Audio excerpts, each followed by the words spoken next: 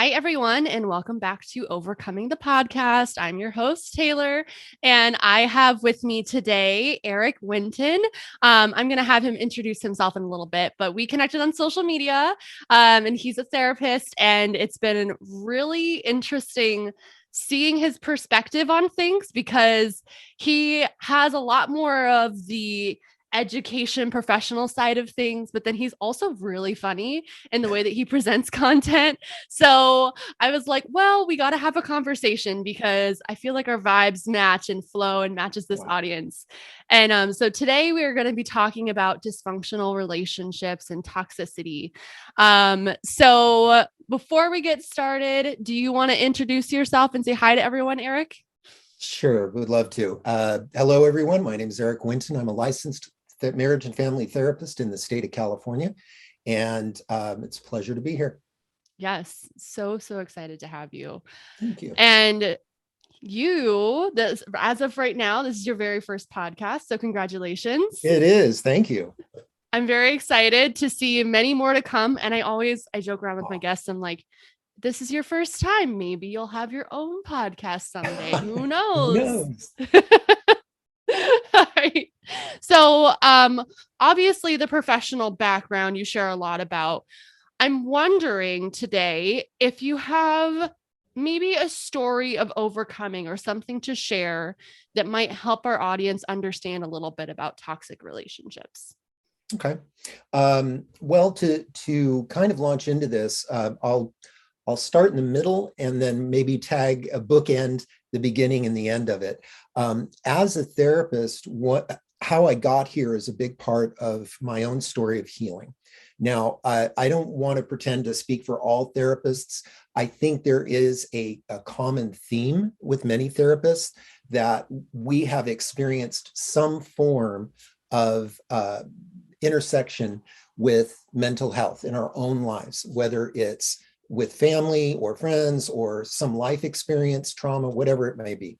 And that is definitely my story, that my experience in getting into mental health started in kind of a roundabout way.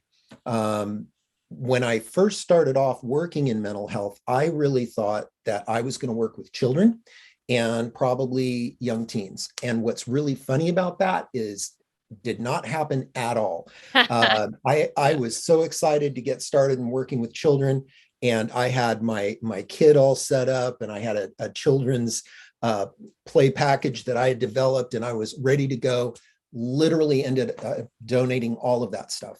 And part of my reason for bringing that up is it's a part of my story about how I got into mental health in the first place. My background prior to getting into being a clinical therapist has to do with being involved in working with people one-on-one quite a bit as well.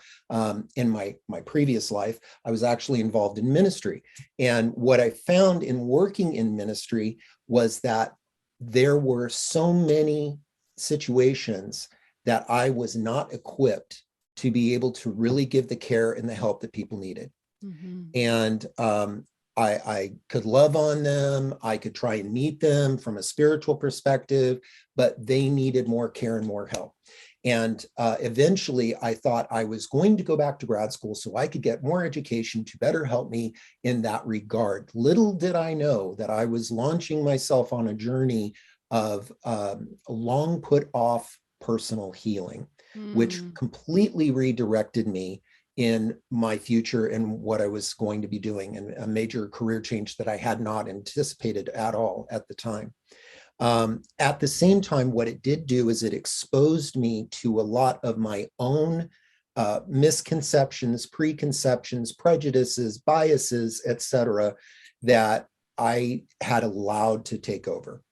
And not with intentionality, it was just something that kind of creeped in over the years. So that's very much a 30,000 foot overview. Obviously, there's a lot more context to all that, but I wanted to just give a brief touch on how I got there. Yeah. Going back to the explanation about my childhood, that I grew up in a family that was, I'm just going to say low income. We weren't We weren't poor. I'm not trying to claim poverty, but we were definitely on government assistance at that time, which was completely different, showing my age here. But it was completely different setup. We were getting food resources, et cetera, financial assistance from the government. But I had no context of that. I was just a kid living life, right? Yeah. My father was a recovered alcoholic, and he was sober 1 year to the day I was born. And he went through recovery and worked very hard at his recovery. But the connection there also is that I was a young child in my first formative years with a brand new sober individual. And the stress, later I was to find out that there was a whole lot of stress that was going on in my family. On top of that, my father was not exactly skilled at emotional connection, emotional awareness, and being able to come alongside, especially a small child, and to be able to help him in those areas. Yeah. So one of the things that I experienced was a major disconnect with my father at a very, very early age. So one of the things that was, I guess, kind of affirmed and substantiated by my mother later in life. So it's not just a me memory. It's something that I was able to confirm and affirm through my mother, but also my other siblings, was that my father was very distant, and that he basically stopped holding me at age 2. Wow. And so for anyone that has any kind of mental health background or developmental psychology training, we know that that is a very critical time in relationship attachment, things like that, for a child to develop.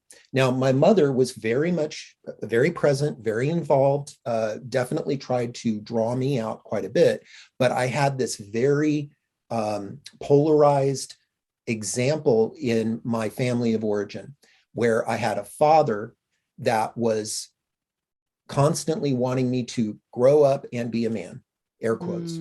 And then I had a mother that was trying very much to help me process my emotions and to be able to identify, verbalize, and speak my emotions as I was growing up. Through my young years, ran into a lot of trouble, hung out with the wrong crowd, again, air quotes. And so I started experiencing a lot of acting out. And what I was later to discover was that there was a serious disconnect for me. One of my earliest memories was of my father saying, "Why can't you just grow up and be a man?" And my response to him was, "Dad, but I'm just 4 years old." And that again was confirmed. My mother remembers that day we were camping, and she remembers the interaction. But that is like kind of encapsulates the relationship that from a very early age, my father was pushing on me to grow up, be a man, all of that. I had no context. I had no real clue. Fast forward a little bit on, trying not to draw this story out too much. At age 12, just graduating 6th grade, getting ready to enter into 7th grade, my mother and father divorce. There's a whole lot that led up to that. Again, abridged version. But I'll never forget my father telling me that my mother was leaving, and that that I was going to go live with her. We were in the driveway, again, 12 years old. And even though I didn't want to live with my dad, I told him, "I want to go live with you." Again, there's psychology behind that, desiring to be connected to the father figure, et cetera. But my dad's response again was, "No, there's nothing more I can do with you. You're too tied to your mother's apron strings." And that was something that stayed with me for decades. And so this idea of becoming a man, what does it mean? What does it look like? With a father figure that was very, I'm just going to call it toxic masculinity, came from the Marlboro Man image, which I know doesn't make any context for a lot of you, has to do with cigarette commercials, right? the Marlboro guy, cowboy smoking a cigarette hard, Mm-hmm. pull yourself up by your bootstraps. My father was in the military in World War II, came from a Mm-hmm. very just, fight through it, pull yourself up, get going Yep. mindset. Yep. Talking about your emotions, um, going to therapy, all of that stuff was not even remotely on my dad's radar. Mm-hmm. So from that moment at 12 years old, there was a serious disconnect for me. And for the next several decades, I was in an internal turmoil with Mm-hmm. myself about what it meant to be a man and Yeah. what it meant in all ways, um, sexually, emotionally, relationally, all of Mm-hmm. those things. And I mentioned earlier about my background in ministry. There was none of that present. That came later in life. And that, again, was a part of my search to find myself, right? Mm-hmm. And to find what it meant to, again, be a man. Mm-hmm. So that kind of just sets a stage for what kind of led up to this difficult process that a young man was going into. I entered into 7th and 8th grade, got involved in alcohol and drugs, went quickly through misuse to abuse to addiction, Mm-hmm. and struggled with that for years until approximately, I want to say 1990. So I would have been in my, where was I? Sorry, I had to do the math in my head. Oh, you're Math is fine. hard. About 25, late 20s, right around there. Mm-hmm. So all of those, again, teen years, uh, formative years, there was emotional disconnect, relational disconnect. Into my teen years and young adult years, there was substance abuse. And so Mm-hmm. there was a delay on my emotional development. Yeah. So now I'm entering into, quote, adulthood when I'm supposed to Mm-hmm. be a man and not knowing what the hell I'm doing Yeah. and trying to act out in ways that I see on television Mm. or whatever it may be. And, enter all kinds of negative relationships and interactions. And I literally became the very thing I didn't want to be, Mm. which was my dad. Yeah. And, I feel like that is so much more common than we think. That when we have these patterns that are modeled to us early on, whether or not we desire that, I think subconsciously, if we don't actively do something against that, that we can easily recreate that, And Absolutely. so I've seen it repeated in my own family where I relate to what you were saying about, like the emotional disconnect, just push through. My mother was actually the one who was that way. She was Okay. very much in her masculine energy a lot of the time. My biological father was my primary abuser, and was just a really not great person, didn't do anything around the house, whatever. So my mom did everything. But also it was, we don't have emotions. You're too dramatic, just push through.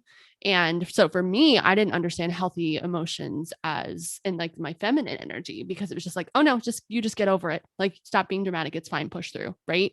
And so I was someone who had big emotions, and I struggled with that in my teen years and my early 20s. And again, with toxic relationships. And on the other side of things, my biological father with my brother, they were a lot closer. And my biological father had these patterns of physical abuse. And Mhm. I see Yeah. that showing up now with anger in my brother, who Mm. hasn't had any awareness, refuses to go to therapy, anything. And it's rare, but it's enough to where it's serious, Right. and like seeing white moments. But it's just never been dealt with. Meanwhile, I'm the one who's like, no, I'm not going to continue this pattern. I could be very manipulative. And I was at first. Yeah. There were things that it was like, Too. I have to, right? Like when you learn that way, that's how you learn to get your needs met, right? So Exactly. one family member who, you need to be the golden child, or you're going to get hit or degraded emotionally or psychologically manipulated, right? And then the other family member that's like, get away from me. like keep your space. You're too needy. I got stuff to do. Just push through, just handle it, whatever. So, it's that dynamic of like, what do I do? Where do I go? And so I relate to what you're saying in different ways, but just the feeling of how do I do this? Like, and Yeah. here's the thing. I don't know about you, but I didn't realize that it was toxic until I started healing as an adult. Right. It was Yeah. so normalized. 100%. I think too, I guess a couple of quick caveats that I want to throw in there. I'm focusing again, there's so much context and nuance that I'm glancing over. Yeah. And when I mention about, my addiction and alcoholism, I don't want to pretend or gloss over the fact that I became toxic too, and I hurt many people in my wake, right? Mm-hmm. So I want to be clear just to acknowledge that, but also in this context, we don't have the time to go into all the details, and Of that's not what course. this is about. Yeah. But being able to acknowledge that it took very much uh, a period of time in my adult life, like you were saying, Mm-hmm. to be able to recognize that and to be able to realize, oh my gosh, I have become the monster that I dreaded.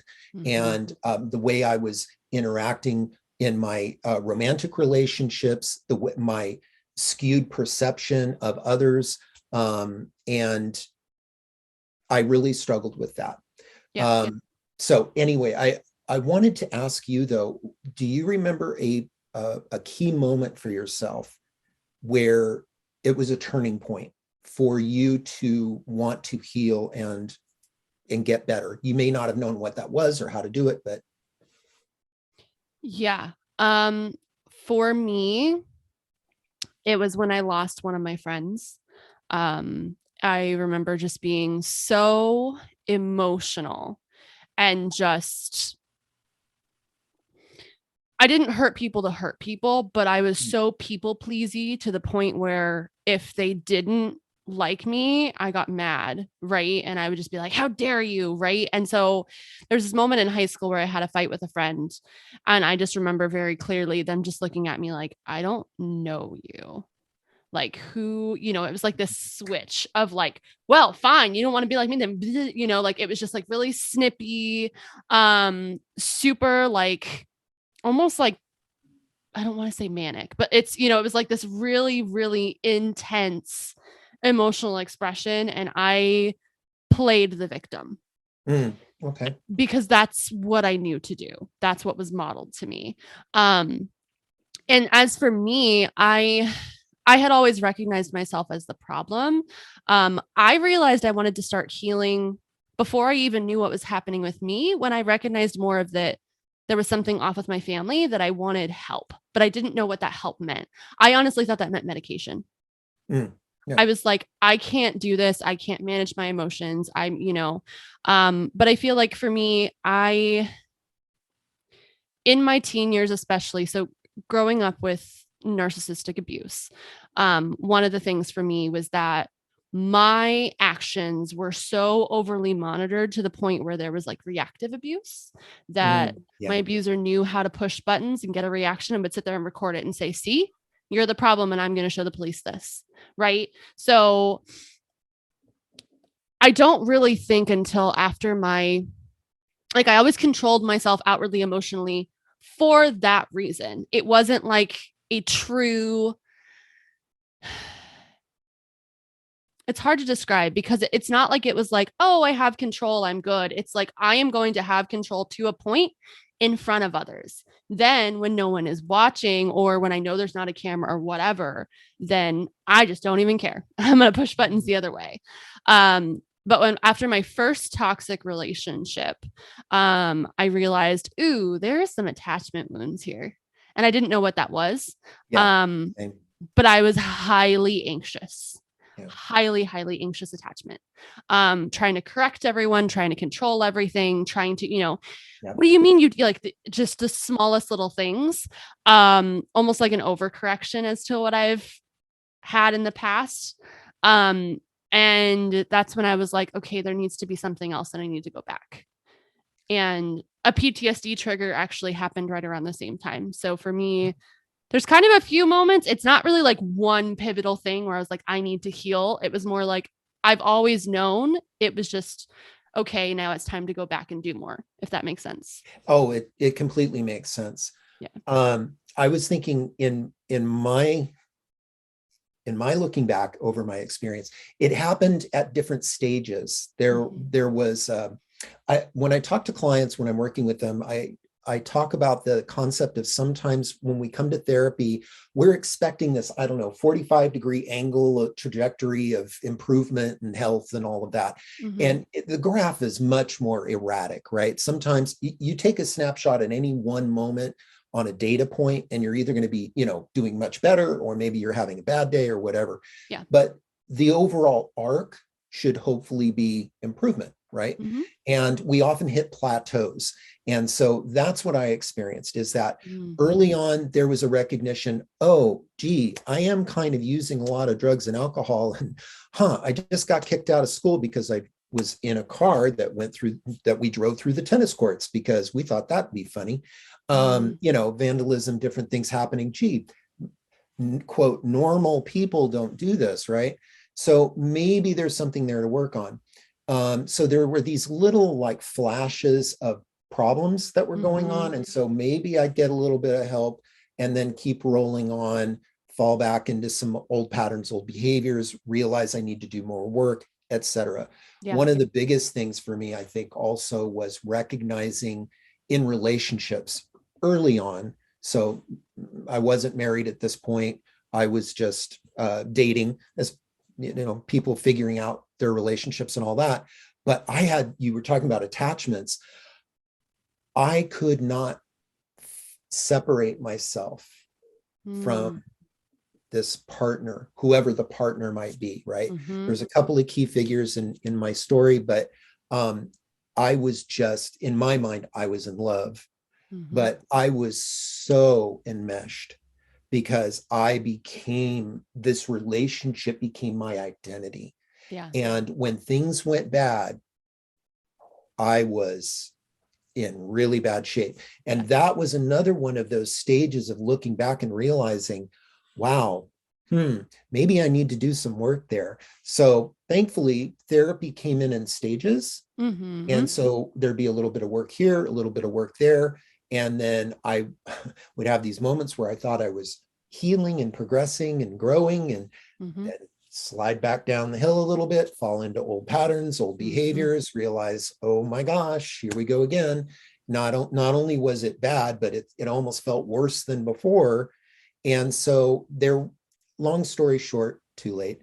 There are many times where I recognized that there were glimpses of, this is so much bigger than I had any concept of.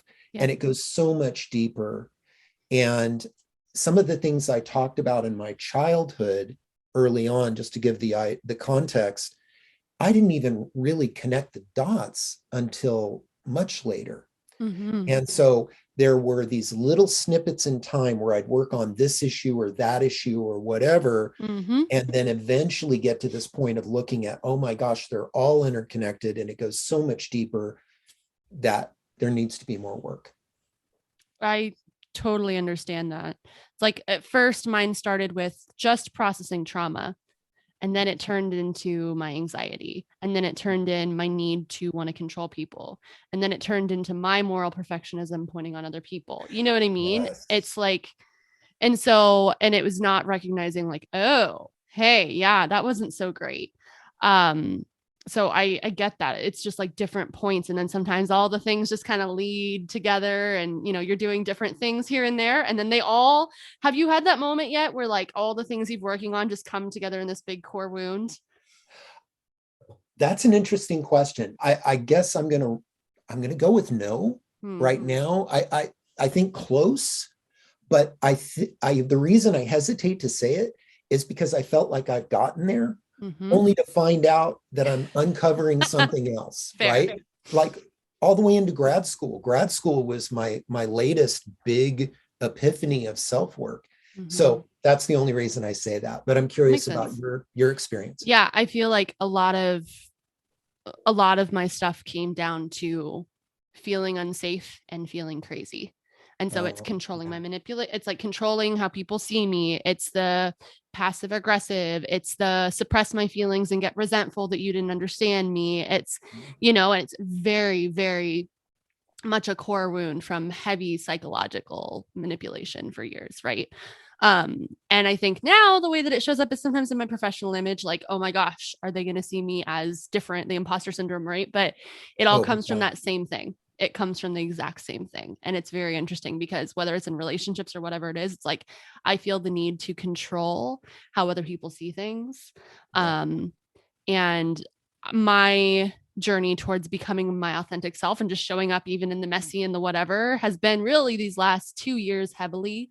And that has liberated me because I have moments of where I'm like, oh, what about this? But like it used to paralyze me and I Yeah. was manipulative, Yeah. and not in a way that's like, I'm going to hurt people, but I am going to be what I need to be in order to get what I need to from you, which is, in my mind, connection and safety and love. However, that still was not the way to go about things. 100%. Yeah. So, I yeah, appreciate you sharing that. yeah. The ongoing journey of healing. As you were talking about that, it did remind me of one point, which was a very low point.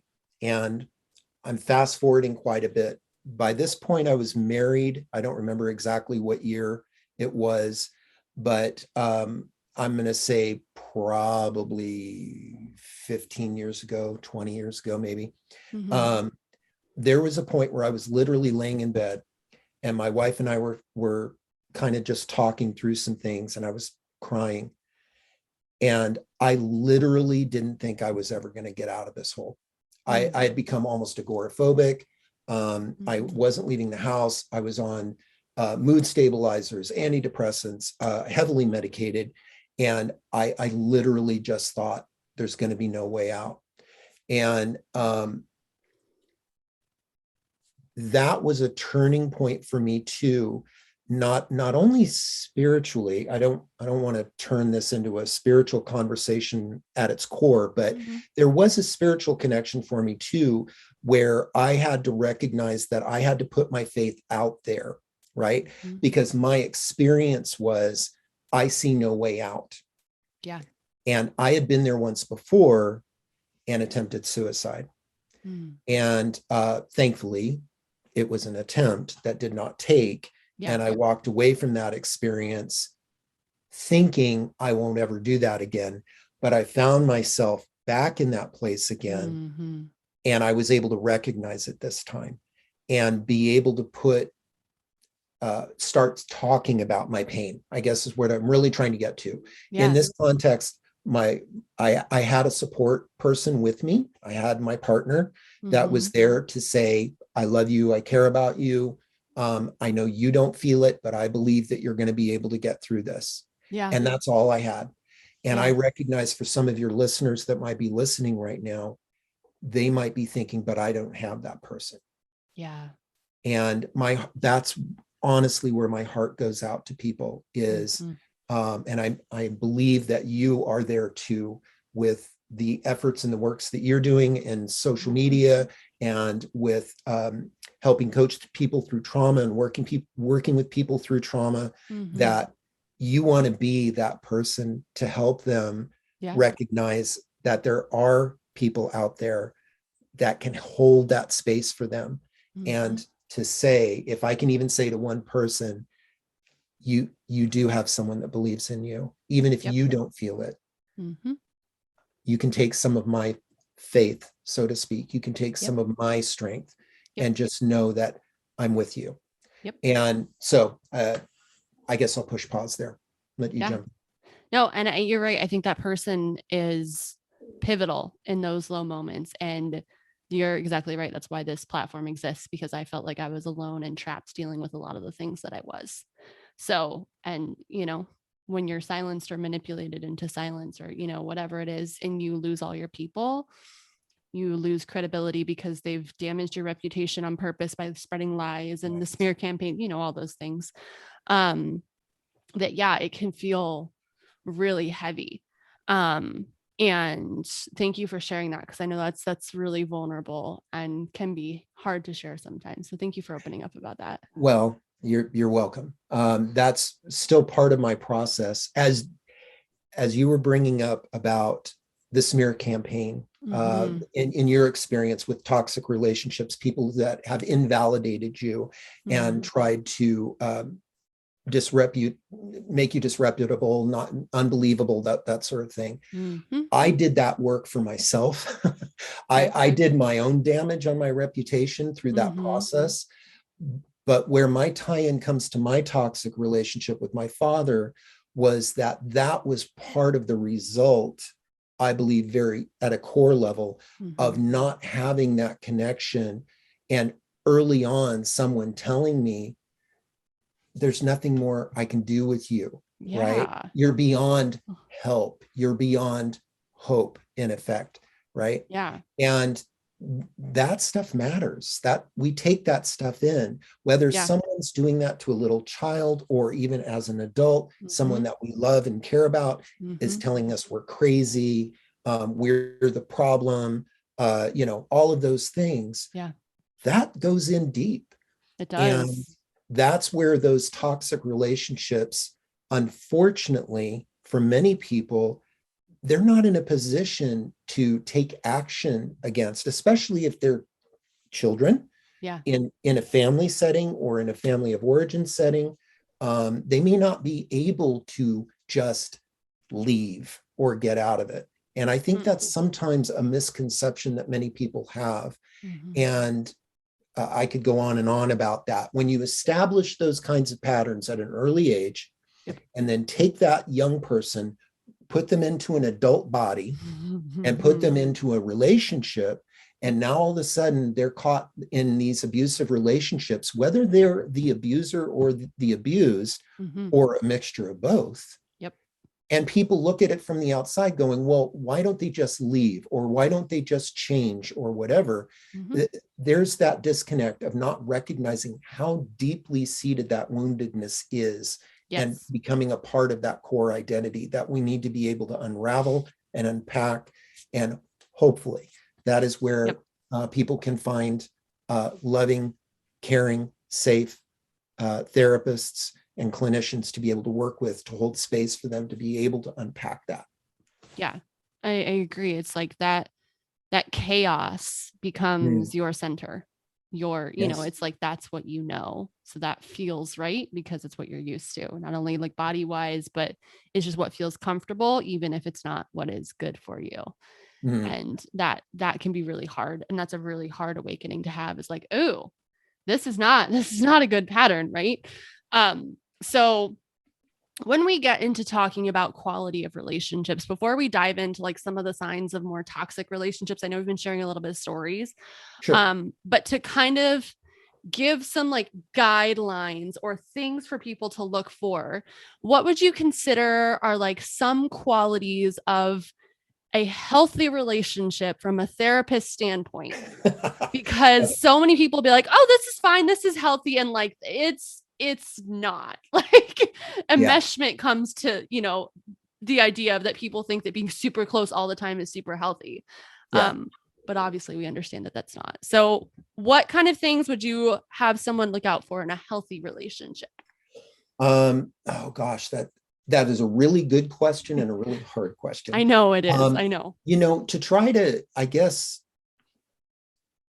my first thought there is really the core thing I would be looking for is someone's willingness to grow and someone's willingness to be open to go deeper. If someone is not, there's a big difference between someone who is not able to access their emotions and talk about their emotions and someone who is not willing. Those are two very different things. So can there be a healthy relationship with someone who is unable to access those emotions? I'm going to say yes, not without problems or difficulties, but can that become a healthy relationship? Absolutely. It's just someone who needs to work on a skill set, right?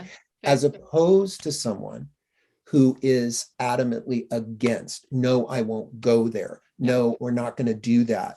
If you need to be touchy-feely, go be touchy-feely, but that's not my routine. Um, Maybe I have a little bit of my own bias coming through there. But no, I, I literally, that's my whole family. They're just resistant. No, we don't talk about mental health. I don't do therapy. Don't talk to me about anything. Like, no, I'm not the problem. You're the problem. No. Right. Yeah. So that's where I would say is probably one of the biggest red flags. Now, let me just pause there, give you an opportunity to jump in. Yeah. I mean, I agree with you. I think that for me, it comes down to accountability. Yes. Someone who is able to take accountability and look at themselves and be willing to say, hey, this is where my faults lie, because we are all imperfect humans. You and I still, no matter how much work we've done, no matter what's happening, we all still have things we can work on, right? So the thing that I look for is the accountability of saying, yeah, you're right. I mess up here. This is, and here's what I'm going to do to fix it. Yeah. Also, somebody's ability, even in that, taking responsibility, something I talk to my clients about. I work predominantly with young adults, 18 and up, individual and couples. But when I'm working with couples, one of the things I talk about in being able to apologize is that sometimes we all have those moments, right? We get heated, we get frustrated. Yeah. That's not the same thing as someone not being willing to accept responsibility or apologize. They may just need some time to process. Now, there's some healthy ways to do that and some unhealthy ways to do that, or problematic ways to do it, and preferable ways to do it. But if somebody can come back and ask for a do-over, that's huge in my book. Yeah. Especially being able, maybe it's 12 hours, 24 hours later, someone's able to come back and say, hey, you know what? I'm really sorry. I did not handle that well. Yeah. Maybe they don't have the therapist lingo. I was triggered. It hit my core wound, or, maybe they don't have that, but they're able to recognize, I got really upset and I didn't handle that well. I'm sorry. Yeah. Can we please start over? Yeah. And I think that comes down to the ability and desire for self-awareness and introspection. Yes. Right. So I think what you're kind of talking, it is kind of twofold, right? It's like, you want to be able to work through something. You want to be able to be better, that growth mindset, right? But it's also that, okay, so if you want to, but don't take any action, then that's still not super healthy. It's like, I feel like there has to be both. I would definitely agree. My only pause there is I'm just thinking that in my own experience, and also with some people that I've worked with, that their availability to access that and to go into that level of healing may not be there for them just yet. Fair. Right? So again, it's nuanced. There's a big difference between somebody saying, I recognize I have a problem, I need to work on that, and I'll look at it later or whatever, or I'm not ready to look at it, versus someone, again, who says, I'm not the problem. No, I'm not going to go there, kind of thing. But I do completely agree with you. There needs to be not just an awareness, but action to be willing to work on it, while understanding that sometimes that ability to work on it is not going to be 100% all the time in the moment. Yeah, I agree. I totally agree. Are there any other skill sets or qualities that stand out to you as you would want someone to look for in a relationship to be considered more healthy? I hope this isn't repeating what I just said. Fine. Availability to access, identify, and verbalize their emotions. Yeah. Which might seem basic, but it's so not. Yes, I agree. There are so many people that struggle with that. Even the distinction between thoughts and feelings, thoughts and emotions, confusing the two, that sort of thing. So people's ability to recognize identify and verbalize the emotions they're experiencing are huge. I agree. And I want to preface that and say, just because somebody may not have that skill, because I work with, that is probably one of the main things I work on with a lot of individuals and couples. Mm-hmm. It doesn't mean that it's a red flag for the relationship and you shouldn't be in that relationship. I don't want to go to that extreme necessarily. Yeah. But again, willingness, awareness, willingness, right, to work on it.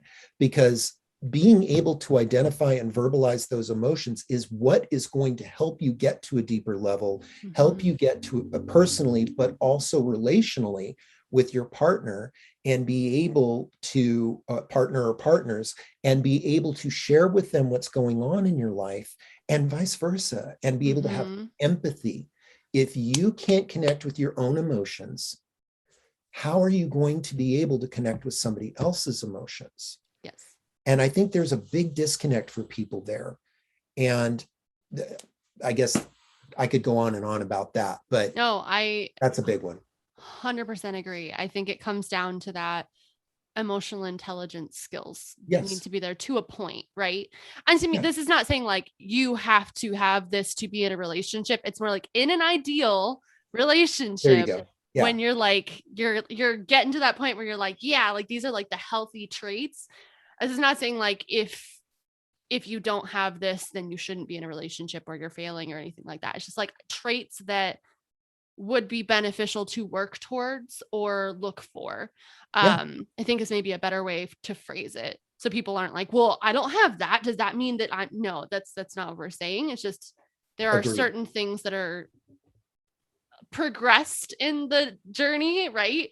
And the skills and those kind of things. And there are some things that are just needing a little bit more development. And that doesn't necessarily mean that it's like so toxic and horrible that you need to escape. It's just, there's nuance. Yeah. And that brings up, for me anyway, I think sometimes people can jump to extremes, myself included. I acknowledge that. We get to this place, catastrophification, one of my favorites. He says sarcastically, the ability to take what might be a temporary or minor problem and turn it into a nuclear holocaust. And that can happen in relationships too. Yes. So I do want to be clear and brief in this, that are there times where we need to disconnect from certain individuals, family members, etc.? Yes, I believe that. Now, I know that touches some probably buttons and woundedness for many people in different ways, positive and negative. However, there are times where for your own well-being and health, you may need to disconnect from certain people in your life. And that can be traumatic in itself, right? That can be a whole nother area of grief, of coming to that place where you need to disconnect from somebody. Now, just because we've talked about some of these things, emotional intelligence, awareness, ability to access emotions, wanting to work on things, etc. Just because somebody lacks a skill set in that area does not necessarily equal they're unhealthy and you can't be in a relationship with them. I'm talking more about extreme areas of mental, emotional, physical, sexual abuse, where that dynamic has gone to an extreme and there is no room for or possibility of repair. Somebody is unwilling or unable to acknowledge their part. And that can be a whole nother process. So being able to find that line, I don't want to pretend, again, I don't want to throw out generalizations. This is where context and nuance are so important. Each person's individual experience is their own, and they have their own history and context. They need to be able to make the decision that's right for them. At the same time, and this is where sometimes the whole, my background in spirituality kind of rubs up against the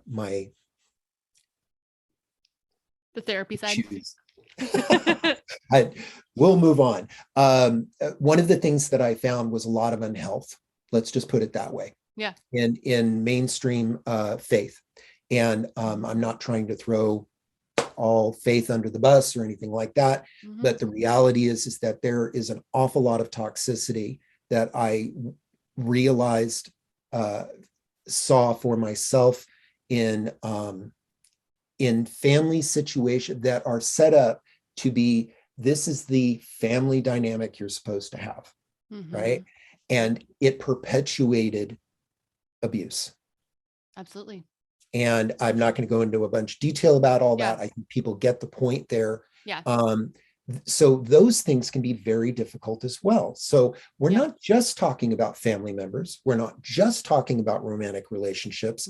Sometimes, and this is another population that I work with religious trauma, sometimes you need to remove yourself from social groups or support systems. And you want to talk about rocking your world. When all of a sudden, all of your support system is what you suddenly realize is not healthy for you. That is scary. It is. And it takes so much courage to step out and try to find your authentic self and heal. So anyway, I didn't mean to take us down a rabbit trail. No. I mean, I agree with you. And I think that it kind of goes into what I was going to bring up as one of the things that I think we haven't talked on yet, as far as healthy versus unhealthy, the relationships having this ability of separateness and having this ability to have togetherness as well. I think for me, I was the fixer. I see this, I'm going to fix you. I'm going to save you. I'm going to, right. And it's like, it was a hurt inner child. But even if you have the best intentions of, I think that it's important to allow someone to have autonomy and agency in 100%. Their own, in the relationship. And if there's something they need to work on separately, that's not you micromanaging and saying, okay, do it this way, this way, this way, this way. It's allowing people to have their own independence to do what they need to do in their life while still supporting whatever they need to do without controlling, right? It's like, I think it's kind of the line of this, it's like the 50-50. This is my part of the responsibility. This is your part of the responsibility. I support you in whatever, but I'm not going to cross over and force you to do that, right? There's times where we can show support without doing for, I think is the kind of differentiation there. Yeah, I agree. Yeah. That actually brings up another point too, talking about not trying to avoid polarization or extremes. Sometimes it's not about cutting someone out of your life, just limiting exposure, right? Just to use, we're coming up on the holidays, so that's probably a good example. You might be able to handle a couple of times a year with certain family members, but that's about your max. That doesn't mean that you want to have them over for, weekend board game nights or whatever. And so finding that level of comfort and what works for you you brought up autonomy and individual perception of what's the best thing for the individual. That's part of it too. That in some situations it might be extreme, some situations not so much. I agree. And, I think that brings us to a really good point when we're talking about boundaries. And I think that's something that a lot of survivors and a lot of people on this page struggle with, myself included at times, that it's taken time to learn your own needs and how to kind of implement that.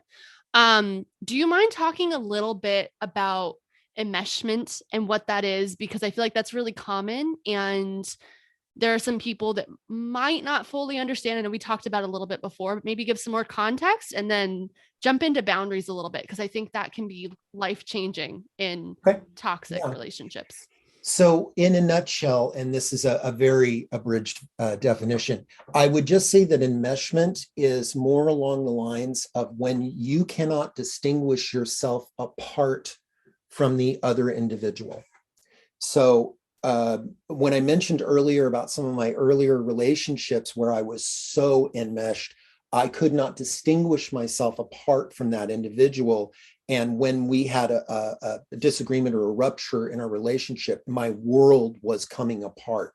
And I had friends around me that were looking at me like, dude, get a grip. it's a girlfriend. You're gonna survive this. Yeah. Yeah, you don't get it. I don't think I'm gonna survive this. Yeah. Right. I've been So there. the enmeshment is about that inability to see yourself as an individual, as an autonomous person that is a part of a relationship. And yes, you are connected, but you are not necessarily one individual. Yeah. Does that help? I Now, think so. with boundaries, just to go right to it, there's a particular book I'd probably recommend. It's maybe some of your listeners have heard of it. It's called simply Boundaries, by authors Cloud and Townsend. Okay. And you can Google it and look it up. There's several different books. They have, boundaries in relationships, boundaries in marriage, boundaries with kids, all kinds of stuff. Great. This is not the end all be all about all boundaries, but it's a good starting point. And I would suggest that would be a good place to start. Yeah. When we talk about boundaries, I encourage people, again, context, nuance is important for your situation. If you're in a relationship, your boundaries with your partner might look a little bit different than your boundaries with your family members. Your boundaries with your coworkers are going to be slightly different than your boundaries with your friends. Your boundaries with your friends that happen to be coworkers is going to be different than your boundaries with coworkers that are just acquaintances, right? Yeah. So there's going to be different levels here, but we're talking, I would say that when we're talking about boundaries, I like to use the image. And again, quick disclaimer, different people have different approaches to this, but I like to use the idea of a fence with a gate. Okay. That when you're establishing a boundary, you have a fence with a gate, and you have the opportunity to open that gate or close that gate, and to allow somebody in. You can go out, that kind of thing. Versus a wall is what I'm trying to say. That makes sense. A wall is permanent. A wall blocks. A wall is much more obtrusive, where the gate has sort of a definition. It defines a boundary, but it also has a gate that opens and closes, and it's more flexible. It's adjustable. Yeah. The other thing that I would suggest with boundaries is to consider the idea that boundaries are actually, if I'm setting a boundary with you, Taylor, yeah, I'm not setting the boundary that you have to follow. I'm setting a boundary for myself. Yes. In this relationship. And I'm saying, this is what works for me, and this is what doesn't work for me. Absolutely. And so, because I care about our relationship, I'm communicating that to you, and I'm asking that you would please help me honor that, right? If that boundary becomes violated by the other person, it's not my responsibility to put them on blast, right? I might bring it up, I might call it out to see if we can repair again, right? Yes. But the responsibility falls on me to hold that boundary, and maybe I'm the one who needs to close the gate. Yeah. Rather than yell at the person for being on my side of the fence. Absolutely. Your boundaries are for you. It's not for other people. And if people do cross a boundary, whether intentionally or not, it is up to you to decide how to respond to that. Yes. Right. And I think that especially, I'll give the example for me early on in my life. I had these hard, very rigid boundaries. If you do this, then we're done. If this, then no, there's no nuance. You hurt me, you're out of my life. No. Right. Very binary, on and off. Exactly. And it needed to be that way because there was a lot of manipulation and toxicity in my past from certain people. So for me, it was harder because of the nuances of manipulation and all of that kind of relationship dynamic. However, I took that very rigid boundary into other relationships that didn't deserve that for a long time. Right. So it's like, it was, how dare you? And then it was the shaming. You hurt me. You did this. How dare you? Now look what I have to do. You know what I mean? When, as I've been healing and growing, it's, hey, this happened. This made me feel this way. In order to do what I need to do to feel safe and comfortable and maintain this relationship, this is what I need to do now. I need to take a step back in this way, or I need to, limit some, I need to, if you're, for instance, like I think of like staying overnight with a partner. If there's Mhm. this continuous thing where you've been really close and spending a lot of time together, then it's like, hey, I need a few days to myself. Hey, I need to, I need to kind of come back to me and figure out what feels good. And then I'll kind of talk to you then, right? Figure out what's me triggered versus what is the longevity of this relationship or whatever that may mean. Um, and I also think too that I always saw boundaries as it's a protect you or get out kind of thing. And I think boundaries are set in order to maintain a relationship. Exactly. Yeah. And I think that's another really key point is sometimes I think we can approach boundaries from a negative mindset, or Yeah, as a negative, versus recognizing that it's an attempt at, in a proactive attempt to nurture the health of the relationship, absolutely. right? I Absolutely. don't like going to the dentist. It's not like on my top 5 favorite Yeah. things to do. Yeah. But when I go to the dentist and I do that kind of work proactively, I know that I'm going to be better in the long run. And boundaries can be a little bit like going to the dentist, right? You're doing these things. It doesn't have to be so bad as a root canal, but it's sometimes it is uncomfortable and awkward. And Mm-hmm. but it is for the benefit of the relationship. And if two parties can recognize that, you mentioned about the vignette of, having a partner and you spend some time together and then you need a little bit of space. If the partner can be on board with that and be able to recognize and say, hey, I get it, take your time, Yep. you do you, I'm going to miss you, I'm Yep. going to look forward to when we come back together, Yep. but you do what you need to do because I want you to be healthy, I want you Yes. to flourish, right? Yes. That's the mutual respect, the mutual desire for growth, fostering individuality and autonomy while also contributing to the relationship together. Yeah. And I think you brought up a really good point too, that it's whether or not you agree with someone's needs or wants or desires, it's respecting that their need to do whatever they need to do. Right. And like the toxicity shows up when you're trying to put your beliefs, your values, your whatever else onto the other person and force that into the relationship. Right. There have been Yeah. times where, I am someone I like to be together more often. And like, it's great for me. However, I've had partners in the past where it's like, I need my alone time more.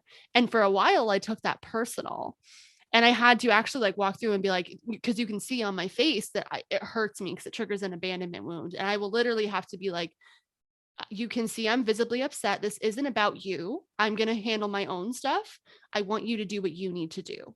So this is not me trying to manipulate you by sharing my feelings. This is just very readable on my face. This is an internal thing I'm going to deal with. And these are my needs. And you need to do what's best for you.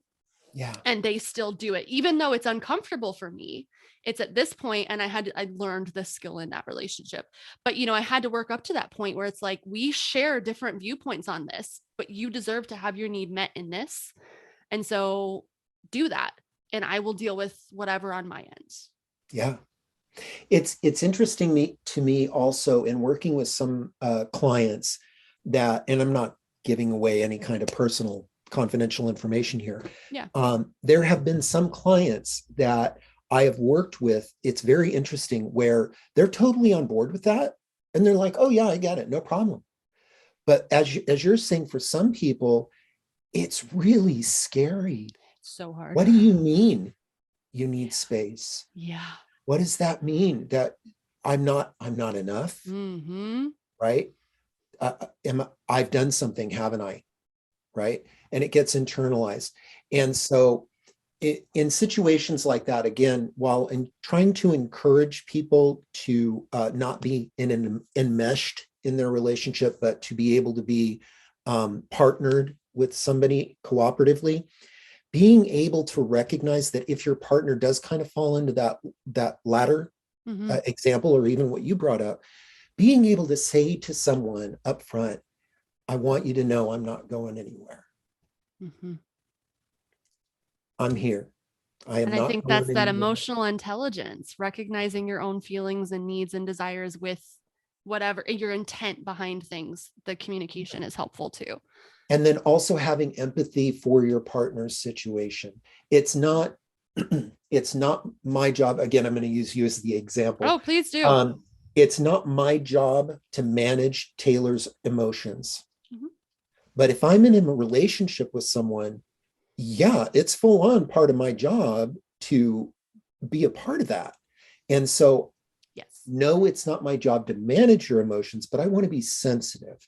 And so, Yes. if I know that's an area for you, I want to be sure to do my best to speak to that part of you and to let you know I'm not going anywhere. I promise you we're okay. And if we need to talk more about this, we can. I just need a little bit of space. I love what you just brought up because I think that it is this differentiation that I feel like is not talked about enough in relationships. That is the difference between responsibility and consideration, Right.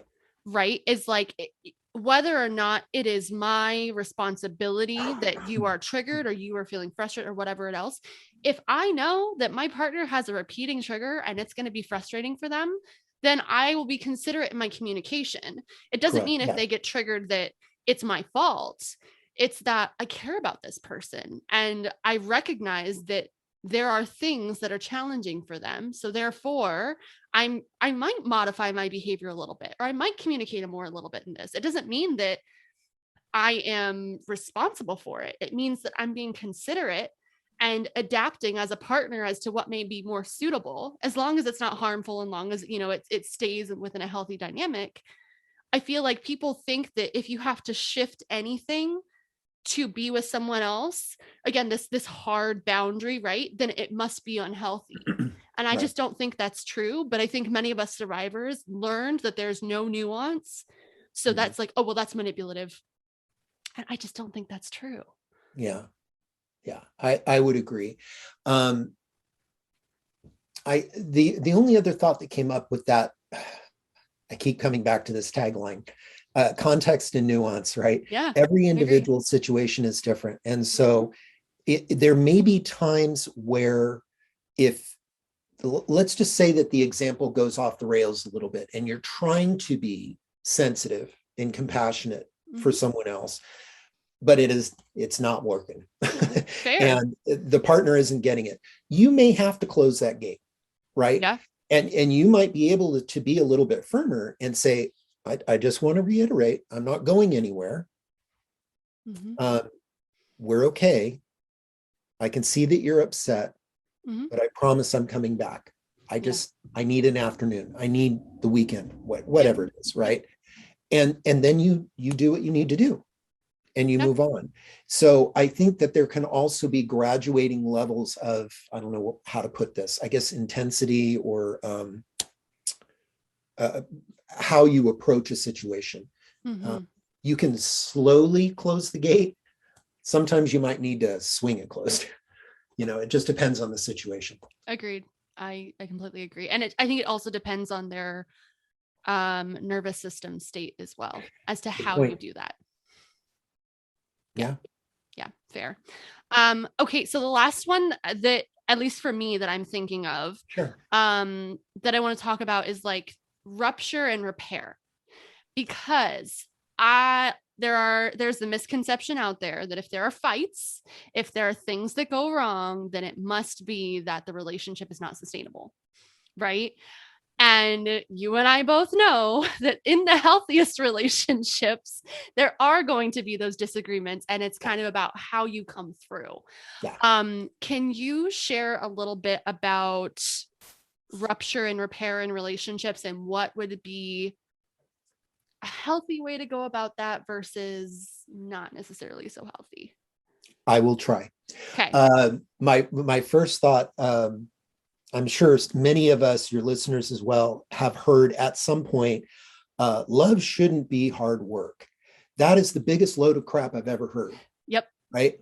Yeah. Just saying, not just from my own experience or bias, but really that's the stuff that Hollywood sells us. It's the movies.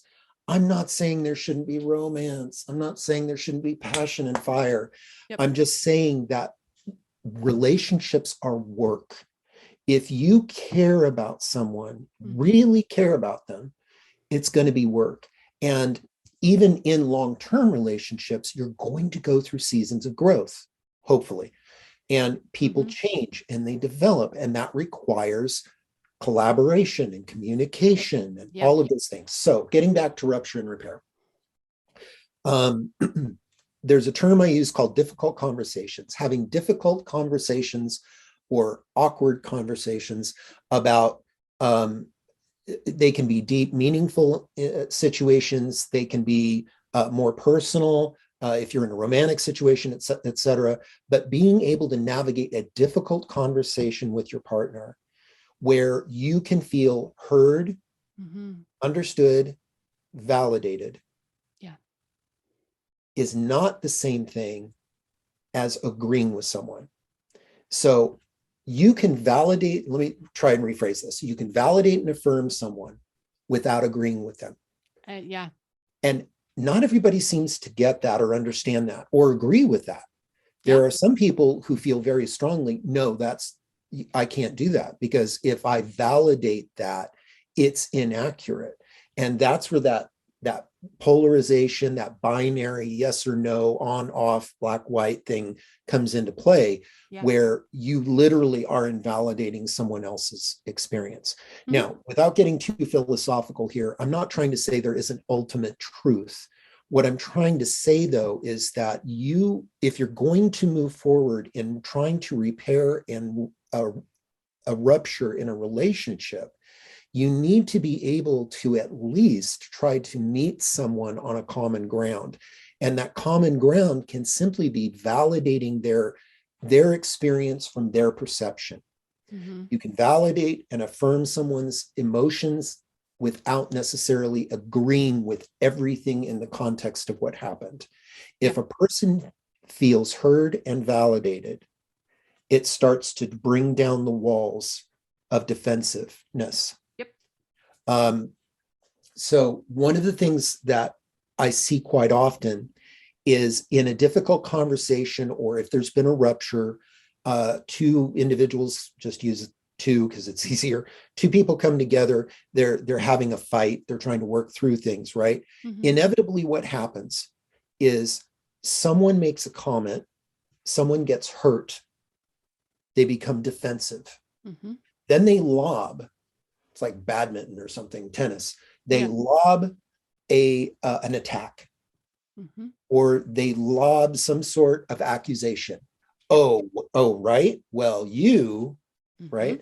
And the next thing you know, we're reacting in defensiveness and counterattacks, and we're not even talking about the problem anymore. Problems completely off the table now. Now we're just going back and forth with being injurious towards one another and becoming more defensive. If we can slow that roll a little bit and be intentional about one person being the speaker, explaining their perception and what's going on, that the listener then responding to that person, mirroring back what they heard, so that that person feels completely heard, understood, and received. Then you can change roles, give different perceptions, and you may end up getting more information that helps you have a different perspective.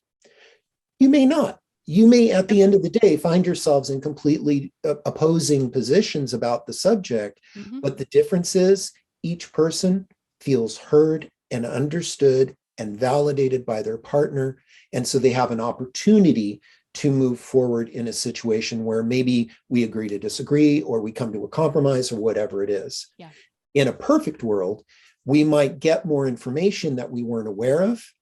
We can identify, I'm going to use myself, I identify my part. I can see what you're saying. I can see how that hurt you. I want to acknowledge that I should not have said things that way, right? If there's something there to take responsibility for, take responsibility for, and then you can move towards repair. You can move towards coming closer together. So if we're able to do this process of being able to hear each other out, validate and affirm each other, and then work towards mutual understanding, we have a better chance of repairing that rupture versus digging our heels into the ground. And I'm just waiting for the other person to need to take a breath so I can tell them exactly why they're wrong and I'm right. Yep. So you're exactly right. I hope that spoke It to your did. question of rupture and repair. Exactly. And I think that's a really good thing to note as well. And I think another thing that you kind of touched on as well is that letting go of those emotions projected onto someone, on blame or shame, or like anything that you're putting Yes. on someone else. One of the things also that I wanted to touch on is that you're talking about responsibility, taking your own personal responsibility. I think that's one of the most important things you can do. Whether or not the person is doing that back, that's Yeah, like a personal thing, right? 100%. And I also think that there is this misconception, and particularly with emotional abuse survivors or anything that's been like weaponized against them, is taking responsibility as in admitting fault or blame. I think that's different. Yeah, There is no fault or blame in a situation where you're attempting to come back together. You each have your own part. I don't think it's like, you did this, how dare you. Obviously, again, nuance, but I think for the most part that taking responsibility should not be seen as equal to taking blame of everything, right? It's not your fault just absolutely. because you admit something that you didn't do the way you wanted to. Yes. Thank you for bringing that up, because I agree with you 100%. There may be a rupture in the relationship where we find that there's mutual fault.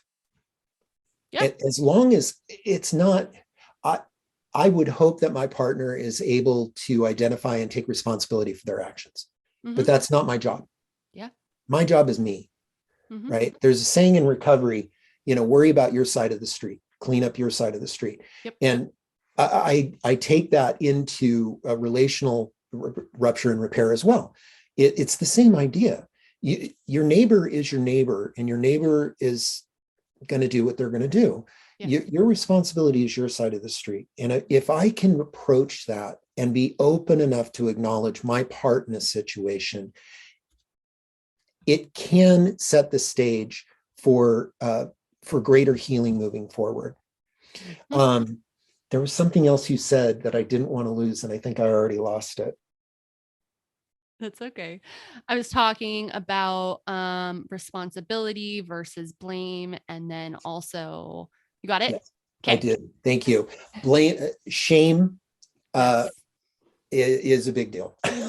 One of the things that I experienced that was very difficult for me at first was this recognition. As I mentioned, I had become the guy I didn't want to become. I became my dad in a lot of ways, and worse.